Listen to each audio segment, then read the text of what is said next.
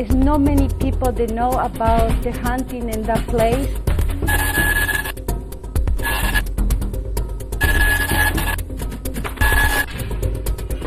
They're walking behind him.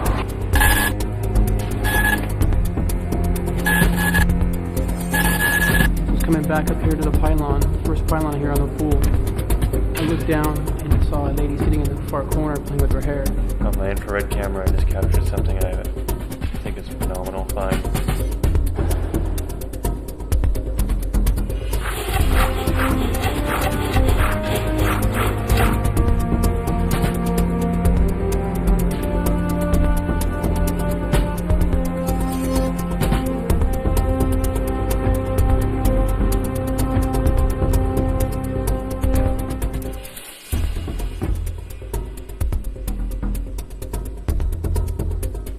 The first investigation took place at the Yuma Territorial Prison. And what this was a prison that housed inmates from about 1850s on, all the way until about 1964. And I can feel the spirit very clear. Punishment was very bad, very, very bad. Spirits are entities that think and they still alive. Now, ghosts are just repetition of energy events, dramatic events, or very, very happy events. So it repeats itself at the same day and the same time as the same situation.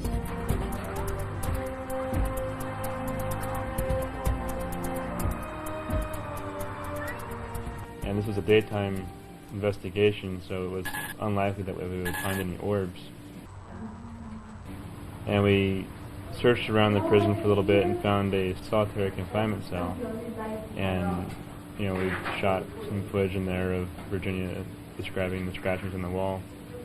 And it wasn't until 3 months later we got it in post and we realized, you know, that we did have an orb in that location. It was difficult to see, but, you know, once we took a look at it closer, we definitely found there was an orb.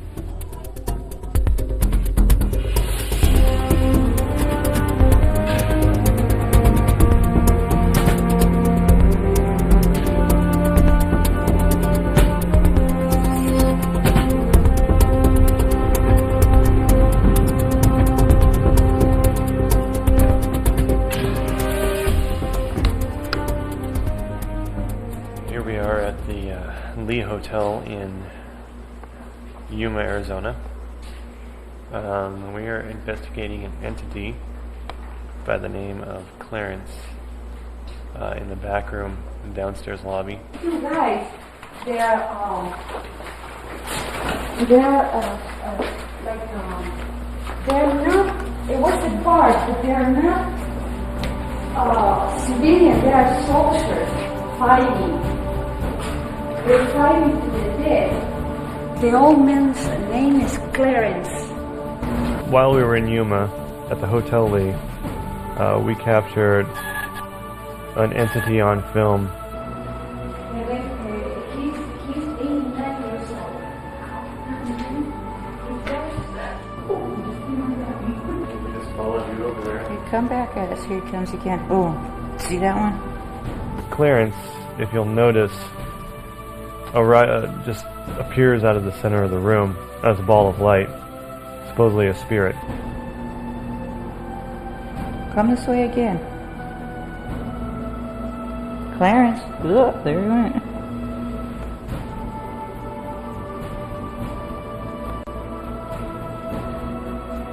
Oh my gosh, there goes again. There he is. I can't see him in my viewfinder, but I can see him in her viewfinder through mine. He's still hovering around the ground. He was coming this way. He doesn't move like the other guys fight. He moves slowly. Yeah. Because look at Diane. He walks like this. All the cameras are He walks like this. It's an old man. And he laughs and he goes like this. And he moves around. And when you're watching him, he goes and he laughs like that. He's with white hair. Very white hair. Huh? He's right here in the middle. You can feel it. You see, I have goosebumps because of his energy. His head is right there. Is that little? Yes. On my infrared camera, I just captured something I think is a phenomenal find. This particular entity is supposed to be an old man, and it moved very, very slow. If you look at the lower left-hand corner of the frame, you can see Virginia point to clearance well before the cameras ever pick it up. I think this is kind of amazing, and I think he's also the best example of an orb that we've caught on film. We were having trouble getting some images of him in the camera, and eventually she pointed directly to him, and we, as you can see in the video, we move our camera up to follow the path of her point, and sure enough, a bright orb appears in the middle of the camera, and we were able to follow him around the room. It was moving very slowly. It was supposed to be moving in. God. Well, because he knows that we're here now, he's making, When a person has a ghost or a spirit, I advise them just to have patience, and what happen is all the scary thing and they show in the movies and Hollywood are just the movies, because in reality the spirits think that we are the invader. So, or they try to get your attention and they move things, or they touch you, say, look, I'm here, pay attention to me, you are invading my house or you're invading my place, listen to me. So I advise the person to call a psychic or just tell them that they're really not here. Just go with God, they're waiting for you. He's waiting for you.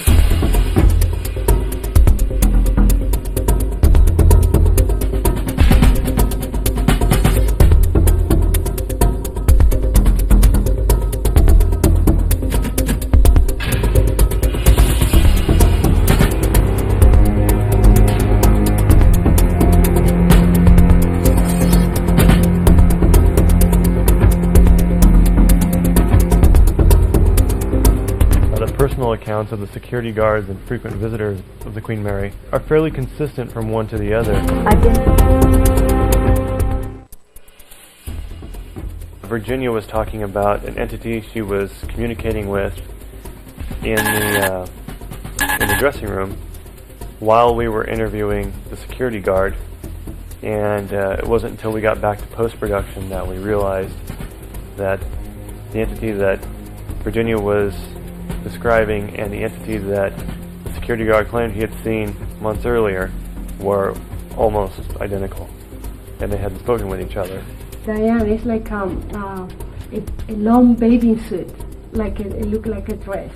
It's cream, color cream, and tops with lines. And apparently she changed here, and something really happened to her. Yeah. She was killed here. I mean, in an accident. Around, I think it was like 9:15, 9:30, and we do patrols from the top usually, unless we have to come down to the bottom. And so it's coming back up here to the pylon, the first pylon here on the pool. I looked down and I saw a lady sitting in the far corner playing with her hair. As I got to the second pylon to tell her that she couldn't be down here or make some communication with her, she was gone. I tried to look around to see where she went, and she had disappeared, and there was no sign of her after that.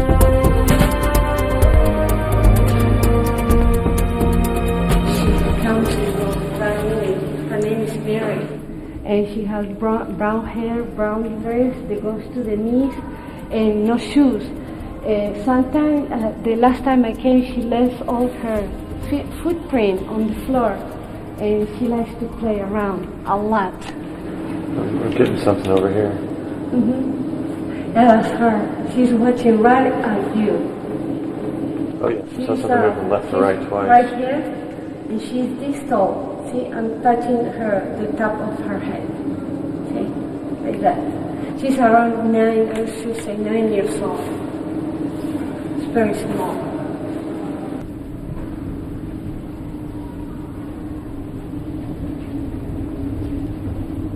One of the guides told me that they think this door is a portal to the other side. But what I see was these ghosts, they come from inside out, not from outside in is because it was a lot of movement in that room before, and they put a glass here, but before was a door here.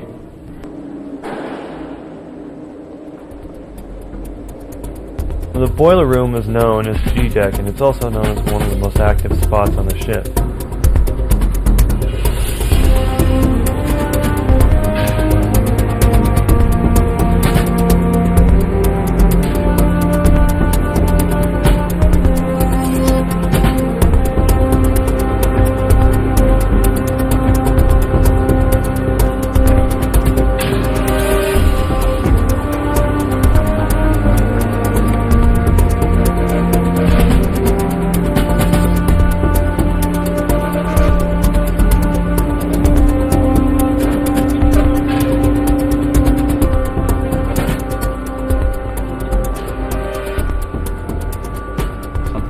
Caught my attention back this way in the boiler room here, so I'm using an infrared thermometer.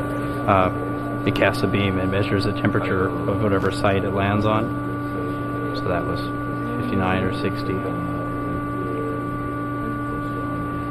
And often spirit activity is correlated with a drop in temperature or a rise in temperature, but something dramatically different from what the room is. So everything I've measured so far has been between 58 and 60.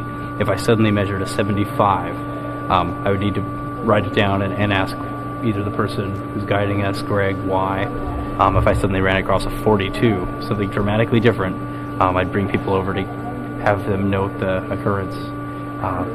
But essentially, the idea is to find an area that maybe something's centered in. This meter, basically when I flick it on, flick the switch, give it a second, it starts working, and this one has to be operated in a side-to-side motion.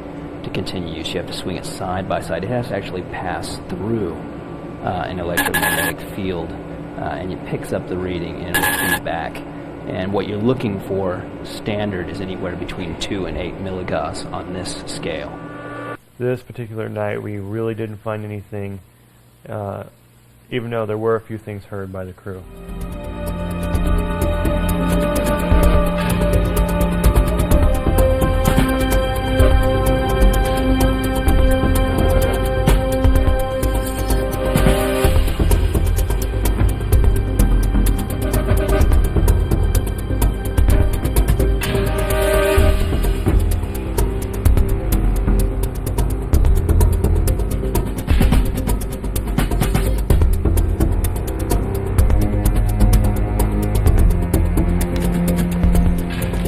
During our investigation, the cargo hold, Virginia pointed out a man who had died there.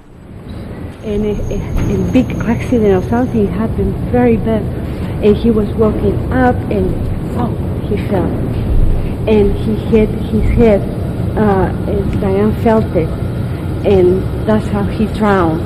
And a lot of oil was there. It drops and drops, spell. Is it a spirit or a ghost? It's a spirit. And where's he right now? He's in this room. He walks around.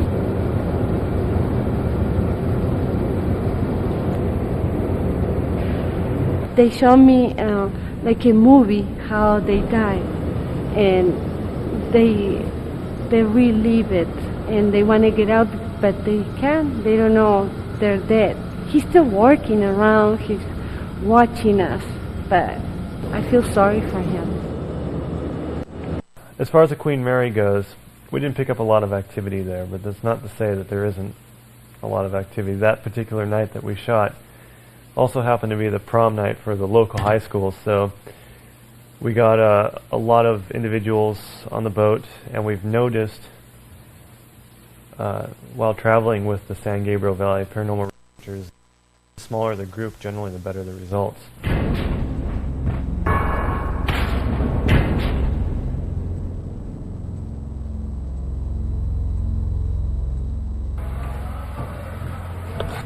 How's it going, Cliff?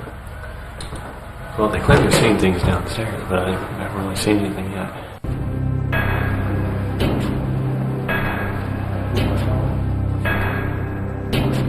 Whaley House is in downtown San Diego, Old Town San Diego.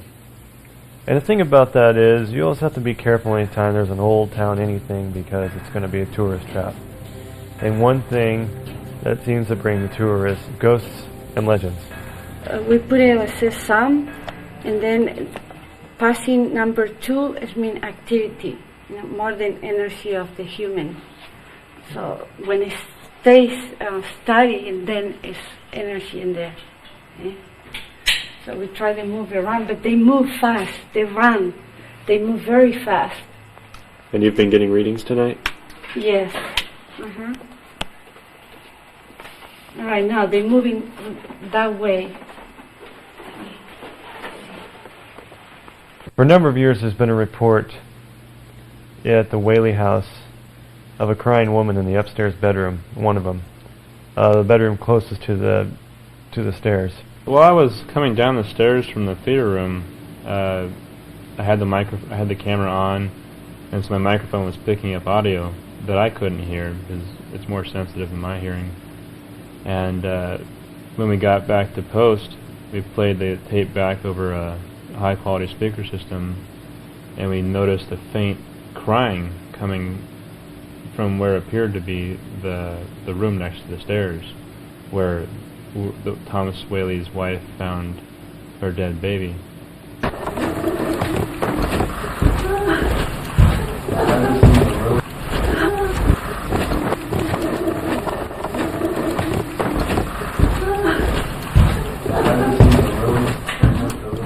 They want to be known, see? That's what they hear. They think that they can't get out, but they're wrong, see? So I was just back in the stage area when I walked into the room, as you will see on tape. Things were flying around by the ceiling. Something came right by my head and made a noise. It's really weird. Cliff and I were investigating in separate areas, and I was checking out this one particular area, and Cliff ran up to me and said, "Hey, I think I found something that you'll find is interesting in my camera." And he opened up the viewfinder and played back the clip for me, and sure enough, there were a bunch of little bright lights flying across the room that we couldn't explain, and that we later checked out with both the cameras. Two different types of cameras had them point at the same spot, collecting the same evidence. And sure enough, both cameras caught the same objects flying across the ceiling.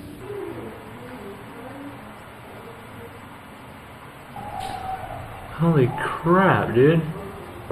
That is nuts. Oh my god. Dude, they're all over the place. Okay, that's going crazy. Ooh, dude, did you just see that? Yeah, I saw that one. Okay, all the windows in here are covered, and we're getting tons of little orbs flying across the ceiling. Oh my god, you see that one on the right? Oh my god. Dude, they're all over the place. The stuff we caught on film, for the most part, coincided with their data collection. So I thought that was pretty amazing. This is turning to be more interesting than we thought. Yeah. I would agree with that. Oh my god, you see that one? Well, holy crap. It's really hard to explain what I interpret an orb as. I would hate to go as far as to say it's a spirit, but I would like to go a little bit farther and say that it's not supernatural. Obviously, these are something that occur naturally that we just haven't been able to see for some time. We haven't had the technology to see these things. In my opinion, as someone who's familiar with video cameras and actually physics, in my opinion, I'm pretty sure that orbs are not lens flares or bugs or dust or even a camera anomaly like an electronic malfunction in the CCD itself. There's something out there that exists that we do not understand. Go out and get yourself a cheap camera, set it up in a location that's rumored to be haunted, spend a day at that spot, a day at another spot, and you'll get your own orbs. I would like to send a message to the people about ghosts and spirit. First of all, ghosts are very different from spirits. Spirits, they come and go will. Ghosts are just energies that repeat itself. My message to the people is that we don't die, we exist.